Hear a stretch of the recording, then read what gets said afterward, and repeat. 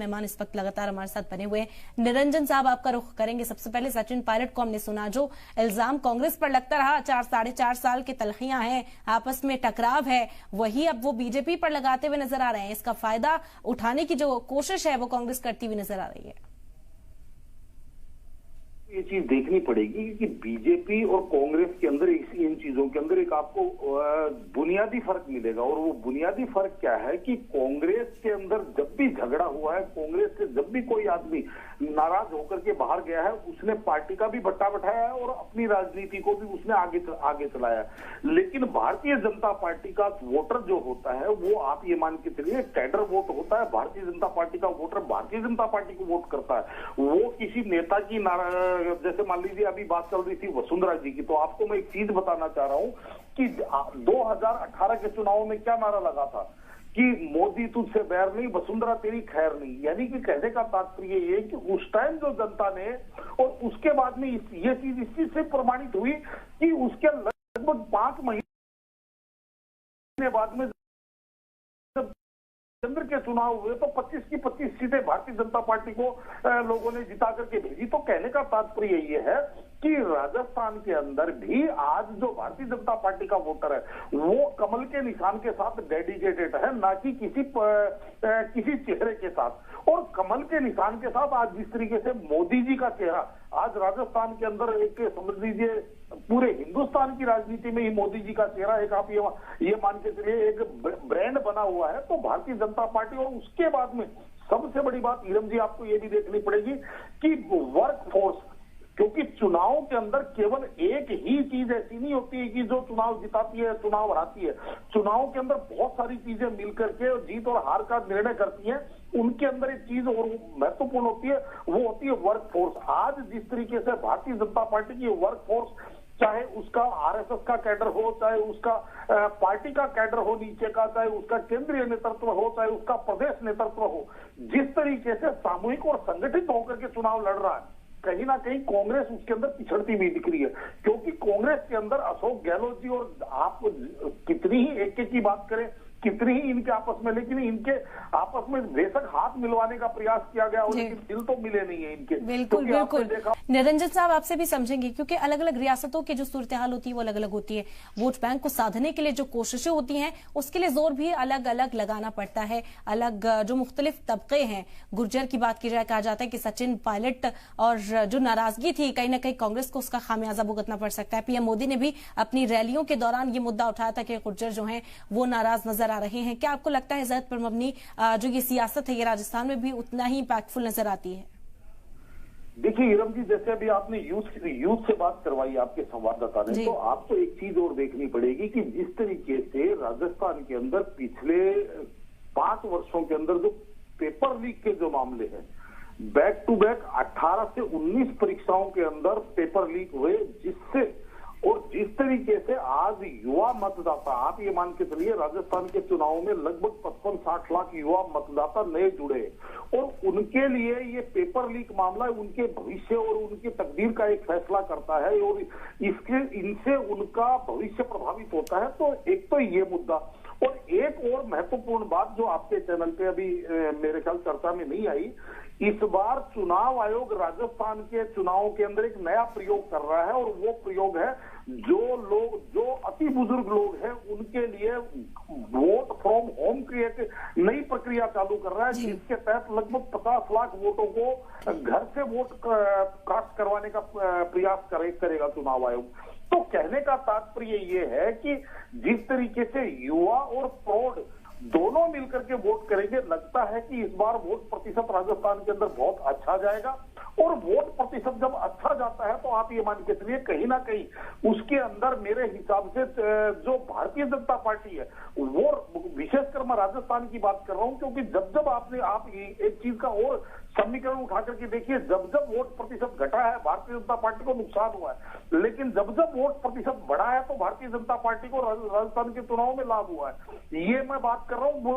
1992 से आज तक के चुनावों की। तो कहने का तात्पर्य ये है, और साथ में जिस तरीके से भी आपने बात करी कि आज जिस पिछले चुनावों की 2018 के चुनाव की बात करूं तो उस टाइम प्रदेश अध्यक्ष सचिन पायलट जी थे और उन्होंने जिस तरीके से बैटन उठाई और वो चुनाव एक साल से समझ लीजिए सचिन पायलट जी के नेतृत्व पे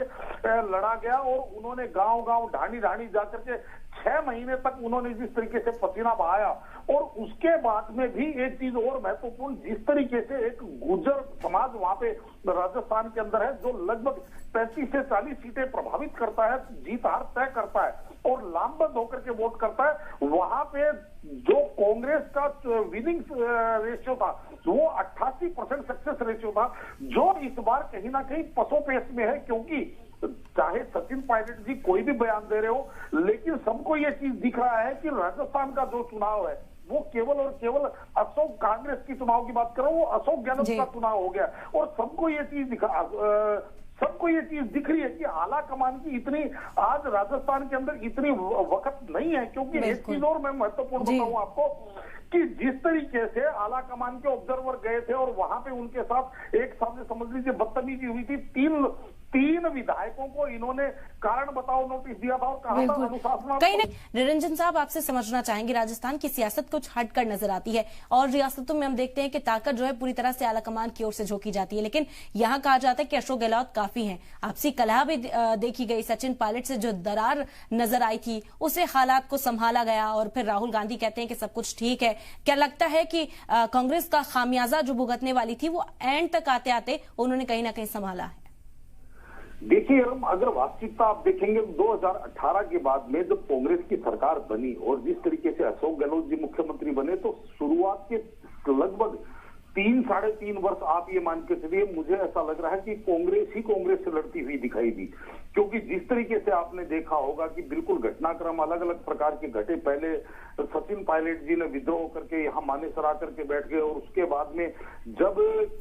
आला कमान के साथ उनकी जो भी बातचीत हुई, उस बातचीत के तहत जैसे पिछले वर्ष सितंबर के अंदर आपने देखा होगा कि आला कमान के अंदर जो वर्तमान राष्ट्रीय अध्यक्ष है मल्लिकार्जुन खड़गे जी और अजय माकन ऑब्जर्वर बन करके वहां पे राजस्थान गए और वहां पे जाकर के जिस तरीके से उनके साथ एक समझ लीजिए बदसलूकी हुई, यानी कि एक वहां पे जो इन्होंने विधायक दल की मीटिंग बुलाने की प्रयास किया, लेकिन इधर से विधायक दल की मीटिंग ना हो करके और एक अलग से शांति धारीवाल जी के घर पे जाकर के विधायकों की मीटिंग हुई। तो कहने का तात्पर्य एक तरह का आला कमान को ठेंगा दिखाने का प्रयास किया। तो शुरुआत में तो वहां पे ऐसा लग रहा था कि कांग्रेस ही कांग्रेस से लड़ रही है, लेकिन अब जिस तरीके से अंतिम जो चुनावी 1 वर्ष होता है उसके अंदर जिस तरीके से अशोक गहलोत जी ने अपनी सारी बाजीगरी को दिखाते हुए और सारी जादूगरी करते हुए और जिस तरीके से जनता को लोक लुभावन और खजाने जनता के लिए खोल दिए और उनका एक स्पष्ट कहना था कि लोग मांगते मांगते थक जाएंगे, मैं देता देता नहीं थकूंगा। तो आज जिस तरीके से राजस्थान का जो चुनाव हो रहा है वो आप ये मान के चलिए वहां पे ऐसा लग रहा है कि जैसे अशोक गहलोत जी राजस्थान के अंदर कांग्रेस से बड़े हो गए और जिस तरीके से उन्होंने चुनाव को एक समझ लीजिए बिल्कुल एकदम कांटे की टक्कर में वो लेकर के आए हैं। भारतीय जनता पार्टी जहां अपने आप को पहले बहुत ज्यादा मजबूत मान रही थी और ऐसा लग रहा था कि शायद बहुत आसानी से चुनाव राजस्थान का निकाल लेंगे, तो आज कहीं ना कहीं अशोक गहलोत जी की कार्यशैली ने ये चीज साबित की है कि कोई मुख्यमंत्री अगर अपने सही मायने में काम करे तो जनता उसको पसंद जरूर करती है। और आज जिस तरीके से राजस्थान के अंदर चुनाव हो रहा है, लेकिन इसके अंदर ईरम जी आपको ये भी देखना पड़ेगा कि जिस तरीके से भारतीय जनता पार्टी का केंद्रीय नेतृत्व और वर्क फोर्स राजस्थान के अंदर पिछले 3 महीने पसीना बहाया है इन्होंने, चाहे मैं बात करूं नरेंद्र मोदी जी की, बिल्कुल सब। निरंजन साहब, सबसे पहले आपका रिएक्शन चाहेंगे, कैसे समझते हैं राजस्थान के सिलेक्शन को? जी ईरम, आपको सभी का आदाब।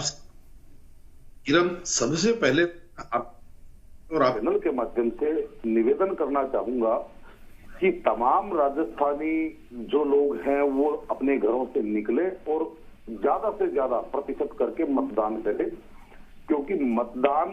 केवल आपका अधिकार ही नहीं है, आपका दायित्व भी है, आपका कर्तव्य भी है। अब जिस तरीके से आपने पूछा, देखिए ऐसा है हिरन, अगर हम राजस्थान की बात करें तो राजस्थान को मरुधरा कहा जाता है, यानी कि एक जिसको कहते हैं कि रेगिस्तानी धरती के नाम से राजस्थान प्रसिद्ध है। और आपको मैं बता दूं कि मैं राजस्थान से ही बैकग्राउंड मेरा है, मैं राजस्थान का ही निवासी रहा हूं। राजस्थान की राजनीति के अंदर आपने देखा होगा कि जिस तरीके से अगर हम इस चीज का विश्लेषण करें तो हर 5 साल के बाद में सरकार बदलती है। लेकिन एक चीज आपको ध्यान देने योग्य है कि जब भी कांग्रेस की सरकार आती है वहां पे, तो आप ये मान के चलिए कि वो लगभग बहुमत के करीब या 1-2 कम या 1-2 ज्यादा, यानी कि बिल्कुल एकदम नेक टू नेक चुनाव जीतती है। लेकिन जब भारतीय जनता पार्टी की सरकार जब बनती है वहां पे 5 साल के बाद में, तो आप ये समझ लीजिए बहुत बड़े मार्जिन से बनती है। और इसके अंदर अगर आप वोट प्रतिशत की बात करेंगे तो वोट प्रतिशत के अंदर भी जब कांग्रेस की सरकार बनती है तो वोट प्रतिशत में बहुत ज्यादा फर्क नहीं होता है। आप 2018 का ही उदाहरण ले लीजिए तो 2018 के अंदर भारतीय जनता पार्टी को कांग्रेस से लगभग 1,30,000 वोट कम मिले थे मात्र। बाकी आप ये मान के चलिए वोट प्रतिशत लगभग बराबर सा था, कुछ परसेंट का फर्क था। और दूसरी तरफ जब राजस्थान के अंदर भारतीय जनता पार्टी की सरकार बनती है, यानी कि 2013 के चुनावों की अगर बात करेंगे तो लगभग 9% वोटों का फर्क था। यानी कि भारतीय जनता पार्टी 143 सीटों के साथ चुनाव जीत करके उसने सरकार बनाई थी। इसी तरीके से आप 2008 में जाइए, 2003 में जाइए, तो मेरा ये मानना है हीरम कि भारतीय जनता पार्टी का वोट प्रतिशत कांग्रेस से वहां राजस्थान के अंदर ज्यादा है। लेकिन इस बार जिस तरीके से अशोक गहलोत जी ने जो लोक लुभावन घोषणाएं की हैं, जो लोक लुभावन परियोजनाएं जो उन्होंने लागू की है, चाहे उसके अंदर मुख्यमंत्री श्रमजीवी योजना हो,